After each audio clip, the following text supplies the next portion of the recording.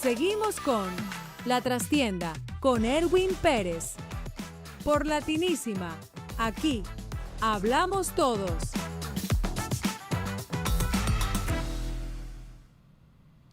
¿Cómo les va? Aquí estamos de nuevo, otro episodio de La Trastienda. Vamos a hablar con alguien que tiene que ver con los medios de comunicación, pero en realidad su mundo es el de la salud mental, una eminencia, es de Sudamérica. Ahora vamos a hablar en detalle sobre su historia de vida, pero tiene 2 clínicas en Nueva York, es neuropsicóloga, es la doctora Sara Malagold. ¿Qué tal, Sara? Hola, bienvenida. Buenos días. Gracias por invitarme a tu programa. De nada. ¿Cómo estás? Bien, feliz de estar en Miami, me encanta Miami, muy lindo. Sos de Uruguay, pero has vivido en varios países sí. y estás en Nueva York desde hace varios años, pero viviste en Miami también. Así que... yo viví en Miami prácticamente 10 años Okay. Y después por circunstancias de la vida me mudé a Nueva York y allí estoy desde el 2012. Ok. ¿Y tienes 2 consultorios allá, 2 clínicas, te gusta decirle? Sí. Cuéntame. Están ubicadas en Long Island. En realidad son 2 compañías diferentes bajo la misma dirección. Lo que ocurre es que una se dedica a pacientes de todas las edades, desde niños, adolescentes, adultos y la tercera edad, con todo tipo de trastornos, y los vemos en ambos idiomas, en inglés y en español. Y la otra compañía solamente se dedica a accidentes, gente que ha tenido un accidente de auto, o que iba caminando y un carro se lo llevó por delante, y ahí vemos también todas las edades, pero está focalizado en los accidentes, que puede ser desde algo muy muy sencillito hasta un trastorno por ansiedad a un traumatismo cerebral. Sara, ¿qué es lo que te gusta de tu profesión? Todo. En realidad yo tengo pasión por mi profesión. Muchas veces me han dicho que es una profesión muy insalubre porque uno absorbe todos los desórdenes de todo el mundo, pero cuando tú haces algo con amor, con pasión, con dedicación, no lo sentís como un sacrificio, no lo sentís como un peso. Así que a mí me encanta todo, desde estar en contacto con la gente, poder guiar a mis profesionales, porque yo tengo un equipo de profesionales, y poder ayudar a la mayor cantidad de gente posible.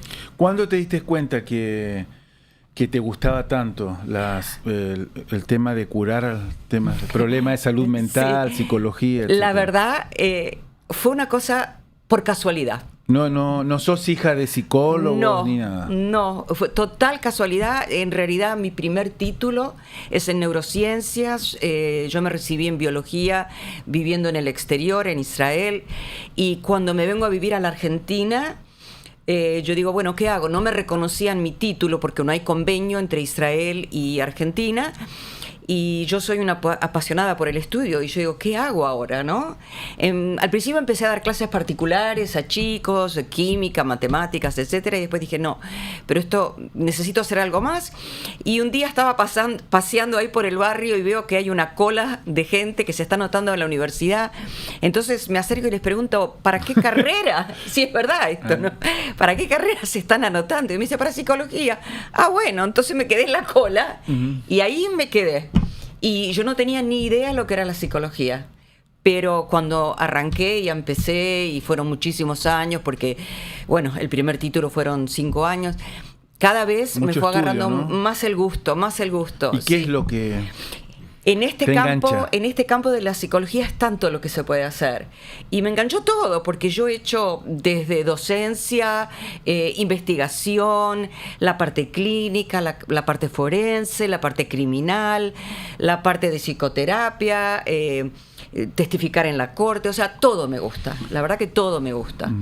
¿En un psicólogo hay algo medio de chismoso, de querer saber la vida de los demás? No. ¿O de apasionarse por enterarse? La verdad que no. No es lo que más disfrutas. En mi caso, no. Obviamente, es toda una técnica cómo acercarse al otro e ir indagando, pero indagando ese material que necesitamos.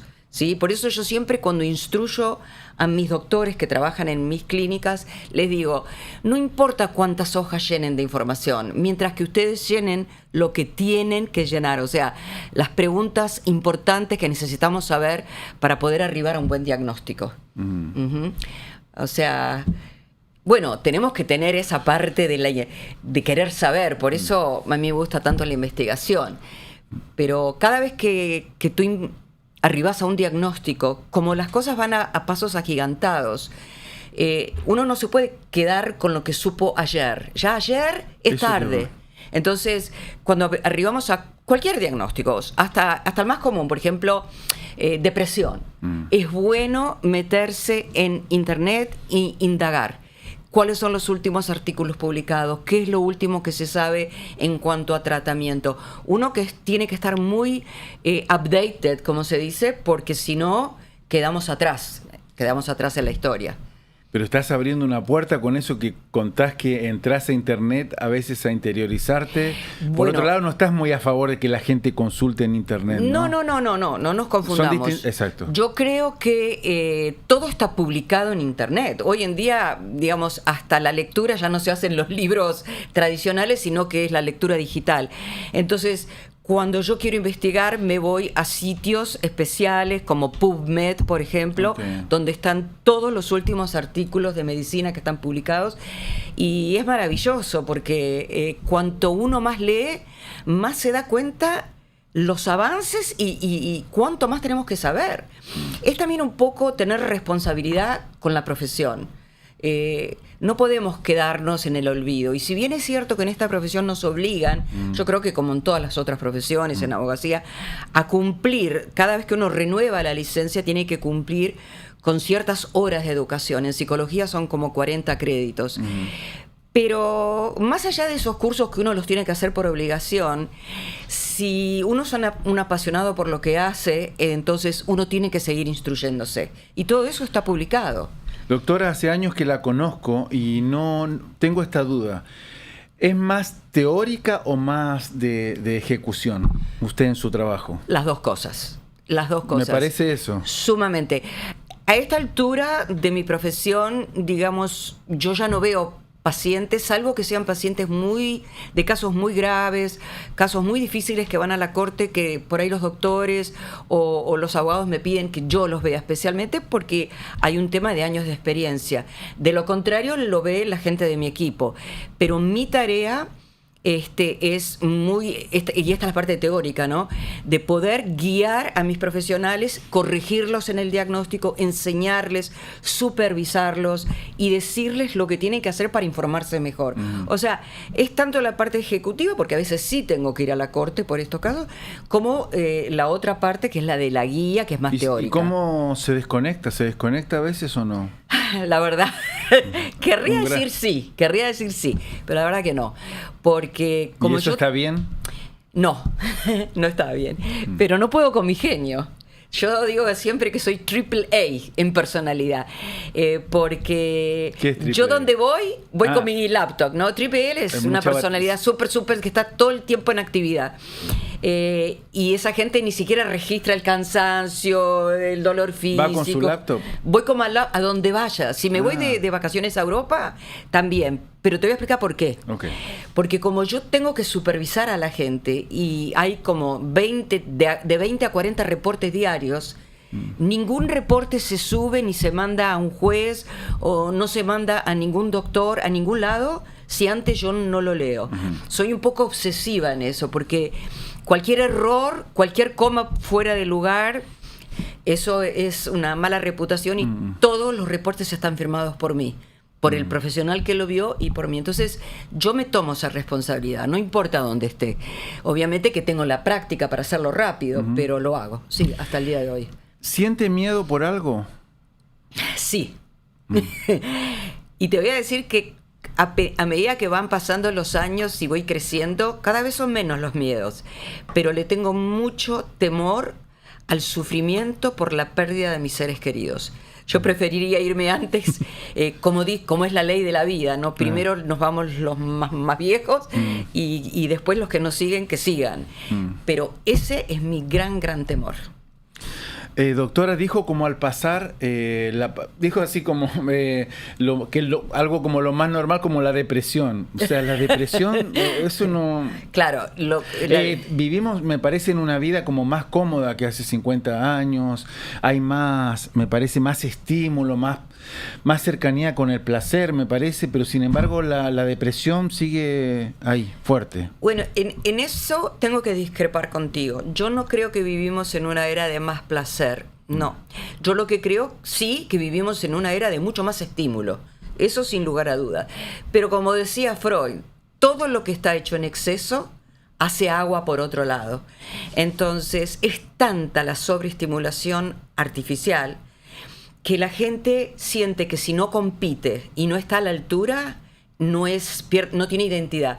Y eso es lo que provoca la depresión, que ya la venimos arrastrando de año tras año, pero sí, cada vez está peor el tema de la depresión. Peor. No nos damos cuenta tanto porque hay mucha depresión enmascarada.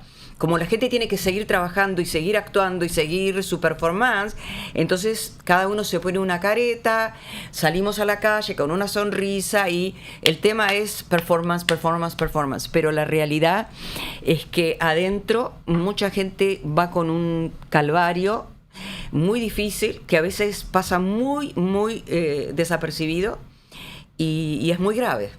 Es muy grave. Doctora, ¿no le da la sensación de que en Miami la gente no va mucho al psicólogo, no se analiza mucho? Bueno, para serte o por lo menos la gente que me rodea a mí, yo no conozco a nadie. Como yo hace muchos años que no vivo aquí, a pesar de que sí tengo mi licencia y todo, y la tengo activa. Y conoce gente y también, conozco de todo. Es más, estoy queriendo volver a abrir un consultorio aquí. Pero creo que yo siempre digo que Miami, por ejemplo, comparado con Nueva York, no son dos ciudades distintas, son dos países distintos, porque todo es distinto. El clima es distinto, la gente es distinta, las circunstancias son distintas. La gente vive quizás más, con otro clima la gente está más contenta, digamos. Pero la depresión quizás se ve mucho más a otros niveles. En la tercera edad, por ejemplo. Sí, en Miami. Okay. En la tercera edad, porque la demencia está subiendo en forma estadística cada vez más. Y los viejitos, que no son tan viejitos ahora, van en conjunto con el deterioro cognitivo con la depresión. Entonces eso se ve mucho.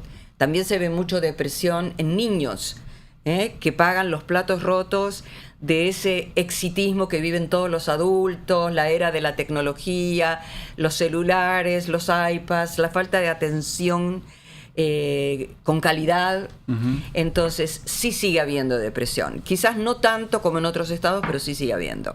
Y si van o no van al psicólogo, yo no te lo puedo decir hoy, pero en la época que yo trabajaba acá en Miami, digamos hace unos 10, 15 años atrás, uh-huh, la gente sí iba a hacerse evaluaciones, a ver cómo está su funcionamiento general. Gente que teme la demencia por un tema hereditario. Dice, oye, mi mamá o mi papá tiene Alzheimer, capaz que yo también. Entonces yo creo que sí van bastante. Me dejó pensativo con lo de la depresión enmascarada. No tendré una depresión enmascarada. Bueno, para eso hay que conocer los síntomas y los signos, ¿no? No, yo no creo que... Tengo otros trastornos, pero no... Doctora, a mí me encanta hablar con usted porque usted es una sabia, pero además es... nos ayuda a los que preguntamos y que por ahí no tenemos el nivel. Entonces le quiero plantear algo que he notado y no sé si está de acuerdo, lo he visto más que nada en las redes sociales, pero uh-huh, que cada vez la gente de 80 años para arriba se ve más vital o se muestra más. ¿Es así o es una visión fragmentada de la realidad que nos da la Instagram? No, es verdad porque la expectativa de vida se ha prolongado. Entonces, obviamente, también la información médica está más al alcance de todo el mundo. Nos bombardean todo el tiempo diciéndonos lo que tenemos que comer, cómo lo tenemos que comer, el ejercicio. Entonces, todos aquellos que realmente quieren seguir estas pautas, obviamente no solamente que van a vivir más, sino que van a vivir mejor. Y sí es cierto, se ve mucho más gente llegar a los 80, 85 años, porque los 80 y los 85 en realidad son los 60 de antes. Believe it or not, es así, sí señor. Si tú te pones a pensar, antes... y cuando digo antes, digo 20 o 30 años atrás, decir 60, o ya es un viejo. Hoy en día 60, mira cuántas mujeres espectaculares hay a los 60 años. O sea, son los 40, 50 de antes. Entonces, ves mucha gente de 80, 85 y decís, pero qué fantástico. No puedo creer que tenga esa edad, porque uno tiene el concepto de que 80, 85 ya es un nonato, como quien dice, ¿no? ¿Y cómo debemos enfrentar la vejez? Bueno, ¿resignarnos? ¿Debemos luchar y tratar de estar la verdad los sanos? La palabra debemos es un poco tricky ahí, ¿sí? Porque nadie hace, a esa edad ya no es debemos, uno hace lo que puede, ¿no? Y yo siempre digo que uno envejece como ha vivido. Si uno ha vivido bien, optimista, contento, rodeado de afectos, va a llegar a la vejez exactamente de la misma manera, lleno de sabiduría, con ganas de dar, les enseña a sus nietos. Si no tiene nietos, pues se las ingeniará para tener acceso a otras comunidades. Es gente que va alcanzando ya el ritmo que se van lenteciendo, pero bien. Todo lo contrario pasa con la gente que siempre ha sido malhumorada, quisquillosa, que todo le encontraba un no, y bueno, así va a ser su vejez. Entonces tiene mucho que ver con la personalidad de cada uno, eso por un lado. Por el otro lado tiene que ver con este gran monstruo llamado demencia, que lamentablemente hasta el día de hoy no se ha descubierto por qué viene, y bueno, al que le toca, lamentablemente hay gente que tiene más preponderancia que otra, pero eso también puede volvernos depresivos, aislados, desconectados del mundo. ¿Ya una persona con demencia puede ser paciente de ustedes o eso ya entra en otro carril? Con mucho más fuerza. ¿Y qué se puede hacer si ya...? Porque si bien... la persona con demencia no está demente y ya, o sea, hay muchos niveles en la demencia. Hay una fase inicial, 2, 3, hay hasta 7 niveles. Te estoy hablando de la demencia tipo Alzheimer, que es la más conocida, que es una demencia cortical, es la más famosa, ¿no? Pero hay otros tipos de demencia. Entonces, al principio quizás no sea tan engorroso, porque el paciente está un poco aquí y un poco allá. A medida que va pasando el tiempo, cuando la demencia es irreversible, y esto puede llevar 10 años, puede llevar 15 años, dependiendo a qué edad inicia. Ya en los últimos años, diría yo que ya hay casos que hasta que hay que hospitalizar a la persona o ponerla en algún tipo de centro porque puede atentar contra su vida o los de sus familiares. Pero hasta llegar a esa etapa, lo más conveniente y lo mejor para el ser humano es vivir rodeado de su entorno, de sus seres queridos, porque el afecto, más allá de la alimentación, el tratamiento y todo, es lo que los va a mantener fuertes y mejor. Entonces, vos me preguntabas, ¿se los trata? Por supuesto que se los trata. Se les hace rehabilitación ¿Son cognitiva. conscientes? Al principio, después ya no. Pero se les hace rehabilitación cognitiva para hacer que el cerebro funcione, no para recuperar lo que ya se perdió, sino para retrasar lo que se viene. También para poder enseñarle a los hijos, a los familiares, cómo tratar a esos padres, que entiendan que es una enfermedad y que no es a propósito, ni que merecen ser gritados ni maltratados, porque es una patología, ¿no?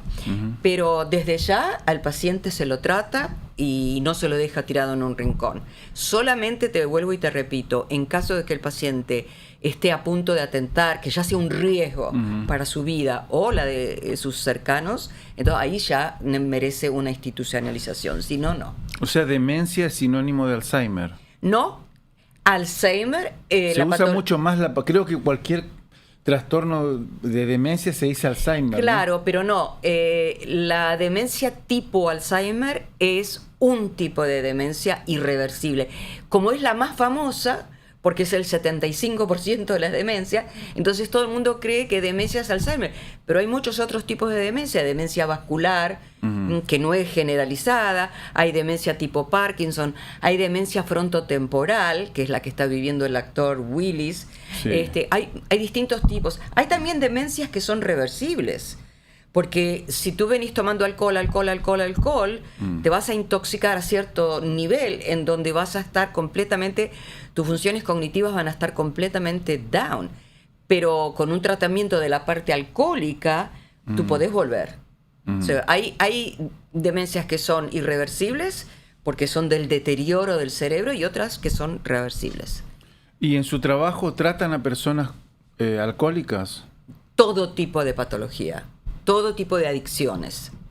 O sea que una persona alcohólica no solo tiene como solución ir a Alcohólicos Anónimos. No, por supuesto que no. En primer lugar, todo tipo de patología, yo soy de la opinión que tiene que ser evaluado, porque no podemos poner a todos los pacientes en un mismo canasto. Hay 2 pacientes alcohólicos y los 2 van a presentar síntomas individuales porque somos seres individuales. Pueden ser que tengan en común la adicción al alcohol, pero esta persona tiene una personalidad y una historia de vida, y esta persona tiene su historia de vida y sus recursos psicológicos. Entonces, no se pueden tratar a las 2 personas de la misma manera, sin descalificar los lugares que se especializan en eso, que nosotros referimos. Pero también, además de referir a lugares que son especializados en la adicción, les damos nuestra propia terapia, les hacemos evaluación para saber cómo el paciente está afectado por esa adicción a nivel cognitivo, comportamiento y emocional. ¿Y qué es el alcoholismo para usted? El alcoholismo es el uso desmedido al alcohol, es una adicción. ¿Y por qué se da?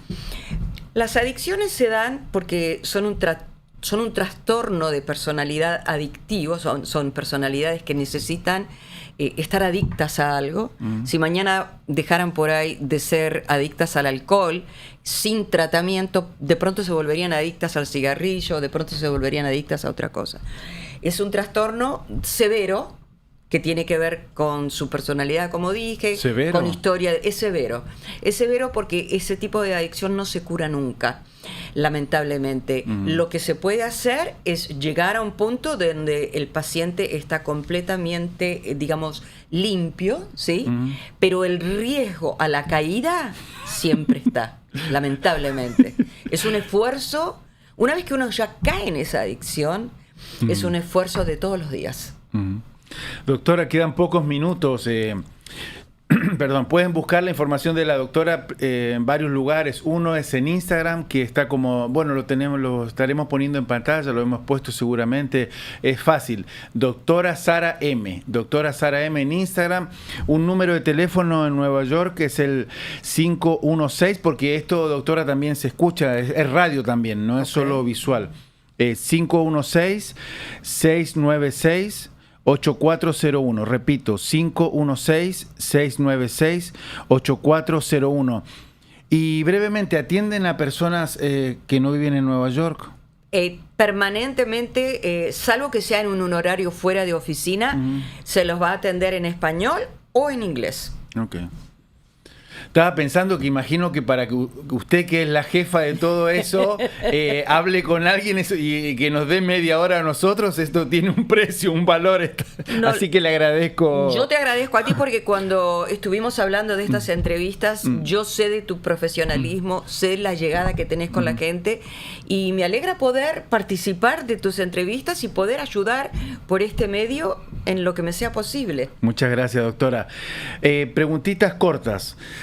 Alimentación, ¿qué le sugiere esto? Que está tan en boga y que yo también creo que la alimentación afecta en muchos aspectos de la salud. ¿Usted se cruza con esa palabra en su tarea diaria o no? Sí, 100% tenemos. ¿Qué me puede decir? Con respecto a la alimentación, que es un tema gigante, en nuestro consultorio vemos gente que tiene trastornos de la alimentación, anorexia, bulimia, obesidad, que también se les da terapia porque todo eso es un cambio de pensamiento, es un cambio de comportamiento. La gente cree que todo eso se soluciona con una buena dieta, ¿cierto? Pero no.